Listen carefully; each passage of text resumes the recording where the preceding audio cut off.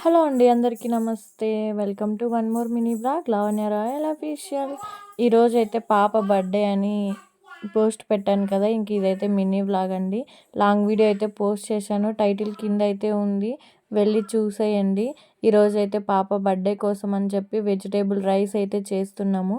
ఎందుకంటే కొంతమందికైతే ఫుడ్ అయితే డొనేషన్ చేద్దామని చెప్పి మన వల్ల తగినంత సహాయం అయితే మనం చేద్దామని చెప్పి ఇంకా మా చేతులారా మేమే చేసి పెట్టాలని అయితే ఒక చిన్న కోరిక అయితే ఉండింది.